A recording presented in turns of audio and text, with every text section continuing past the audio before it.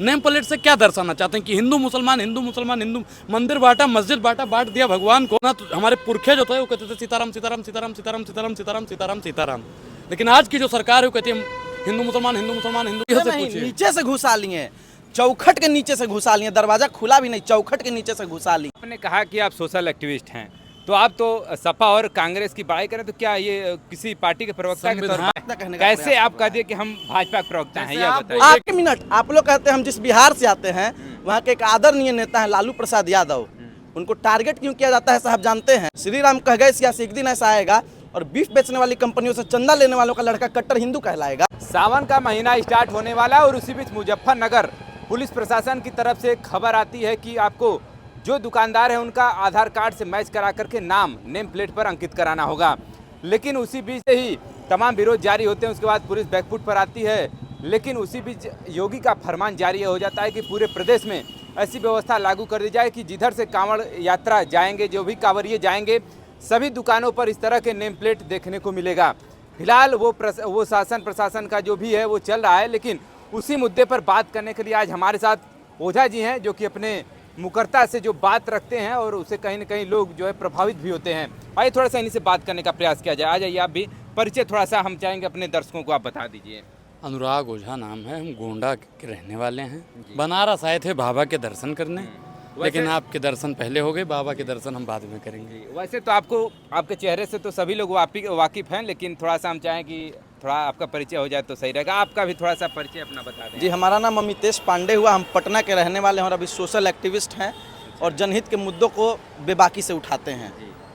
चलिए देखिए, थोड़ा सा इस समय जो मुद्दा चूंकि ट्रेंड में इस समय चल रहा है, सावन के समय दुकानदारों के नेम प्लेट लगाने का जो मामला है बड़ा इसमें उजागर चला है, उसी पर हम इनसे जानना चाहेंगे। सबसे पहले हम आपसे यही राय जानना चाहेंगे, आखिरकार जो ये फरमान जारी किया गया है इसको जो है कि आप किस नज़रिए से देखते हैं? मैं पहले आपके सवाल का खंडन करते हुए, आप पत्रकार हैं, आपके लिए नेम प्लेट लगाना ज़्यादा वाजिब हुआ, युवा को रोजगार नहीं मिल रहा है, उस पर आप सरकार से सवाल नहीं पूछते हैं। पहले आपका मूल कर्तव्य बनता है कि वर्तमान सरकार से सवाल पूछा जाए कि आप रोजगार नहीं दे रहे हैं, नेम प्लेट लगवा रहे हैं। जहाँ तक हमारी पहुँच होती है हम वहाँ तक वो करने का प्रयास करते हैं, लेकिन इसमें पाप है। सच दिखाना पाप है, फलाना आपका समझ रहे हैं बस। नहीं, जो बातें होती हैं हम तो उसको भी रखने का प्रयास करते हैं। लेकिन वर्तमान सरकार, योगी सरकार से मेरा सवाल है कि आप रोजगार दीजिए, नेम प्लेट हम खुद ब खुद लगा लेंगे। नेम प्लेट से क्या दर्शाना चाहते हैं कि हिंदू मुसलमान हिंदू मंदिर बांटा, मस्जिद बांटा, बांट दिया भगवान को, हाथ जोड़कर करें निवेदन, मत बांटो इंसान को। तो हिंदू मुसलमान में मतलब सब कुछ खत्म करने का अगर काम कोई करता है तो वर्तमान सरकार करती है। तो ये नेम प्लेट से क्या हिंदू मुसलमान को बांटने का प्रयास हो रहा है कि फिर या फिर हिंदुओं में ही जाति को बांटने का काम चल रहा है? ये अभी हिंदू मुसलमान करके बांटे हैं, हो सकता है कि अगले कांवड़ यात्रा में कह दें कि दलित अपना नाम लिखेगा कि हम दलित हैं, ओझा अपना नाम लिखेगा कि ओझा है, ये तिवारी है, शुक्ला है, पांडे है। तो वर्तमान सरकार जाति के आधार पर भी बांटने का काम करती है और हम लोग बार बार जातीय जनगणना की बात करते हैं। जो 100 में 90 शोषित है, शोषितों ने ललकारा, धन धरती और राजपाट पर 90 भाग हमारा है, उनकी बात करते हैं। दलित, पिछड़ा, किसान, आदिवासी की बात करते हैं। लेकिन वर्तमान सरकार हिंदू मुसलमान हिंदू मुसलमान हिंदू मुसलमान हिंदू मुसलमान हिंदू मुसलमान हिंदू मुसलमान हिंदू मुसलमान हिंदू मुसलमान करती है। इतना तो हमारे पुरखे जो थे वो कहते थे सीताराम सीताराम सीताराम सीताराम सीताराम सीताराम सीताराम सीताराम। लेकिन आज की जो सरकार है वो कहती है हिंदू मुसलमान हिंदू मुसलमान हिंदू मुसलमान हिंदू मुसलमान हिंदू मुसलमान हिंदू मुसलमान हिंदू मुसलमान हिंदू मुसलमान। तो अब हिंदू मुसलमान से साहब काम नहीं चलने वाला है। इस देश में विकास जरूरी है, इस देश में रोजगार जरूरी है, महिलाओं को सुरक्षित होना जरूरी है और पत्रकारों को आज़ादी बहुत जरूरी है। चलिए, ये तो बातें रहीं। अब थोड़ा सा अगर हम लोग बात करें, आप गोंडा से यहाँ तक पहुँचे हैं, तो क्या आपको कहीं रास्ते में ऐसा देखने को मिलेगा कि जो नेम प्लेट है मुजफ्फरनगर में तो खबरें चल रही हैं, लेकिन आप और कहीं पर संजीव बालियान साहब हारे तो ऐसे वहाँ पे जैसे बीजेपी खत्म हुई नेम प्लेट लगा दो, हरिंदर मलिक जीते तो ऐसे नेम प्लेट लगा दो, वहाँ पे सपा जीती है ना। तो ये भाजपा की जो कुंठित मानसिकता है वो साफ दर्शाती है कि यहीं से बनारस से शुरू करते जी, अपने जगह से शुरू करते। क्या जरूरत थी मुजफ्फरनगर में? कि मतलब साफ है कि वहाँ पे ज़्यादा मुस्लिम आबादी है तो वहाँ पे हिंदू मुसलमान वहाँ से शुरू करो। इनके रग रग में, आपके नस में खून दौड़ता है, लेकिन भाजपा के नस में नफरत दौड़ती है और इस नफरत को ख़त्म करने के लिए हम लोग सदैव बोलते रहेंगे। चलिए देखिए, ये इनका कहना है, आपने सुना, अब उसको हमको रिपीट करने की कोई ज़रूरत नहीं है। भाई साहब भी हमारे साथ है। इस जो पूरा मैटर है पहले तो इसी के बारे में हम आपसे जानना चाहेंगे, इसका नज़रिया आपके नज़रिए से हम जानना चाहेंगे। देखिए, हमारा नज़रिया इस पर साफ है, इस चीज़ का विरोध करना चाहिए और ये जो सरकार कर रही है ये फिर से आपस में हिंदू मुस्लिम दलित ब्राह्मण ये सब नफरत फैलाने का काम करेगी बीच में, और ये नफरत का बीज बो चुकी है ये सरकार। लेकिन अब इस बीज को जड़ से निकाल करके फेंकना है और आपस में आप सौहार्द को बना करके रखना है और एकता, भाईचारा और प्रेम दिखाना है। इससे क्या 2027 के चुनाव में कोई इफेक्ट पड़ने वाला है, सब जो नेम प्लेट चल रहा है उससे? अरे भाई 27 में तो एक तरफा हम जीत रहे हैं। हाँ। ये 400 पार झूठे बोले थे, लेकिन इस बार सपा 400 पार जा रही है। अच्छा। इस बार ना योगी बाबा टिक पाएंगे और ना मोदी बाबा टिक पाएंगे। एको बाबा की यहाँ पे ज़रूरत नहीं है। तो आप सोशल आपको एक एक्टिविस्ट चीज़ याद होगा, राजभर का एक बयान था कि उनको वहीं भेज देंगे जहाँ पे आए हैं, जहाँ पे सच बोल दीजिए। आज आप हंसिए मत, हंसने से काम नहीं होता। जैसे हमारा काम है पूछने का, तो आप जवाब दीजिए। उन्होंने कहा था हाँ। कि वहाँ भेज देंगे जहाँ भीख मांगने की ट्रेनिंग दी जाती है। हाँ। तो अब तो भैया 27 के बाद में ही लोग वहीं जाएंगे। ये हमारा बयान नहीं है, ओपी राजभर का बयान है। तो उनका बयान है, वो बार बार ऐसे बयान देते रहते हैं, लेकिन फिर भी उसी में घुस जाते हैं। फिर उनको वो अपने यहाँ रख भी लेते हैं, माल्यार्पण करते हैं, अच्छे से माला पहना के वापस अभी तो भाजपाइयों से पूछिए ना, नीतीश चाचा के लिए बोला था सारे दरवाजे बंद हो गए हैं, और नीतीश चाचा जैसे पहुंचे थे सारे दरवाजे खुल गए। तो भाजपाइयों से पूछिए। नीचे से घुसा लिए, चौखट के नीचे से घुसा लिए, दरवाजा खुला भी नहीं, चौखट के नीचे से घुसा लिए। और उसी तरह जैसे वहाँ पलटू चाचा है, यहाँ पियरका चाचा हैं, और दोनों में समानताएं हैं। लेकिन देखिए, पलटू चाचा लाख बुरे थे, लेकिन पियरका चाचा जैसे कभी दलितों और ओबीसी के समुदाय के लोगों का अपमान नहीं किए थे। पियरका चाचा अपमान भी किए थे। आपको ही पता है क्या कहते कि जो ओबीसी समाज का व्यक्ति भाजपा में रहता है वो क्या करता है, आपको पता होगा। उसकी वैल्यू बताई थी पियरका चाचा ने, और इन्हीं पियरका चाचा के लड़के को भाजपा ने जो है टिकट देने का काम किया है। ये बिल्कुल गलत काम है। वहीं आप देखिए, हमारे नेता अखिलेश यादव जी हैं, पीडीए की बात करते हैं। राहुल गांधी जी हैं, जातीय जनगणना की बात करते हैं। और उत्तर प्रदेश की जनता एक साथ एक ही बात, एक ही आवाज़ में बोल रही है, एक ही सुर में बोल रही है कि साइकिल को हाथ पसंद है और राहुल अखिलेश साथ पसंद है। तो आपने कहा कि आप सोशल एक्टिविस्ट हैं, तो आप तो सपा और कांग्रेस की बड़ाई करें, तो क्या ये किसी पार्टी के प्रवक्ता के तौर पर संविधान की बात करने वाला, संविधान की बात करने वाला कि हम साथ में हैं। मोदी जी से बोलिए कि संविधान की बात करें। इनके पार्टी के लोग संविधान को बदलने की बात करते थे। अगर आपको हम लगते हैं कि कांग्रेस और सपा के प्रवक्ता हैं तो ठीक है, हम हैं कांग्रेस और सपा के प्रवक्ता। लेकिन अगर आप भाजपा के प्रवक्ता हैं तो आप भी संविधान का विरोध करते हैं। जैसे जो लोग देख रहे हैं, जिस अयोध्या से भाजपा हारी है, वहीं के उस समय के सांसद लल्लू सिंह जी का बयान था कि अगर 400 पार आया तो हम संविधान खत्म कर देंगे, संविधान बदल देंगे। अनंत हेगड़े, बताइए, अगर आप भाजपा के प्रवक्ता हैं तो बताइए।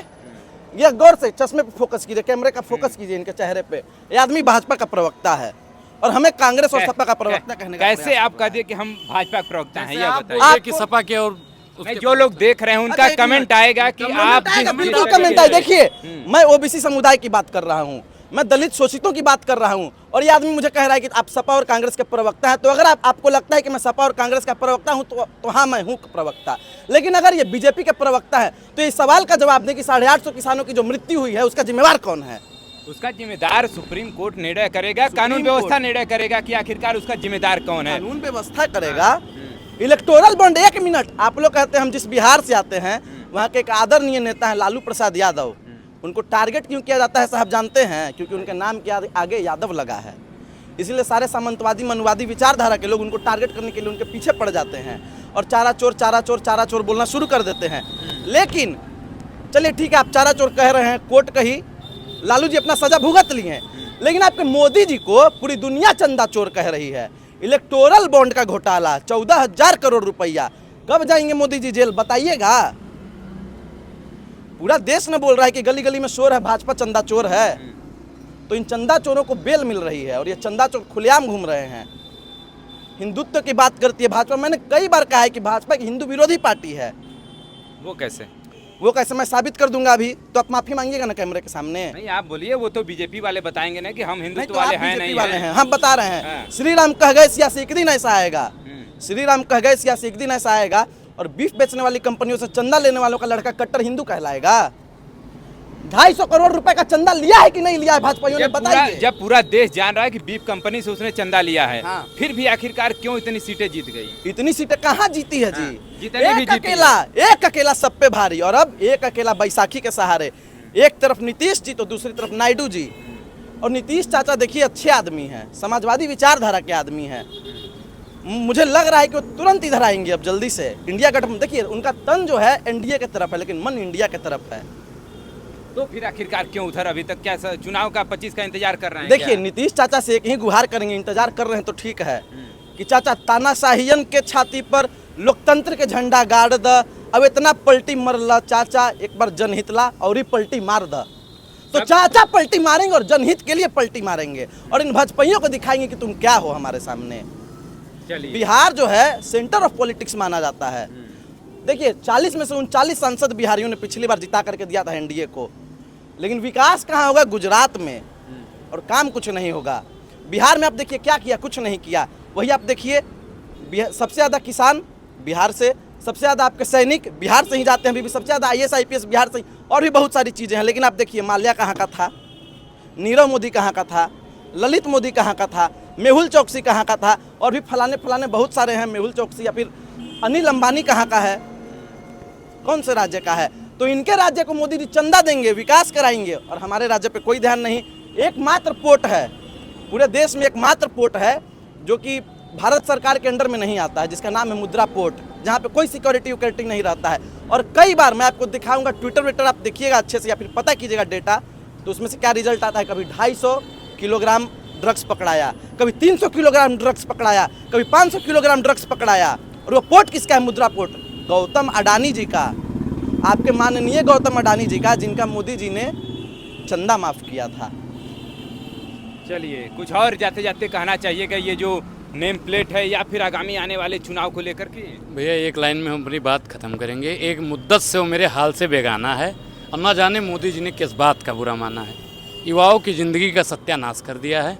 इतना तो मजनू भी नहीं पिटा होगा लैला के प्यार में, जितना आज युवा पिट रहा है मोदी जी की सरकार में। देखिए, इनका कहना है कि आगामी भविष्य में हो सकता है, अब जब इनकी सरकार आएगी तो बेरोजगारी का क्या दौर रहेगा, लेकिन फिलहाल इस समय 83% बेरोजगारी इस समय, और IITians की बात करें तो 37% बेरोजगारी IITians में, जो IIT करके वो भी 37% बेरोजगार आजकल घूम रहे हैं। चलिए, ये तो तमाम डाटा रहा, और इन लोगों की अपनी अपनी राय है इस नेम प्लेट को लेकर के कि आखिरकार सौहार्द बिगाड़ने की बात करें या फिर जो चीज़ें चले हिंदू मुस्लिम को लेकर के सरकार हमेशा निशाना साधती है, इन लोगों का कहना है, और आगामी भविष्य में ऐसे ये मुखरता से अपनी बातों को आप तक रखने का प्रयास करते हैं। चले, ऐसे तमाम इन्फॉर्मेटिव वीडियो के साथ जुड़े रहिए हमारे साथ। खबर देखने के लिए बहुत बहुत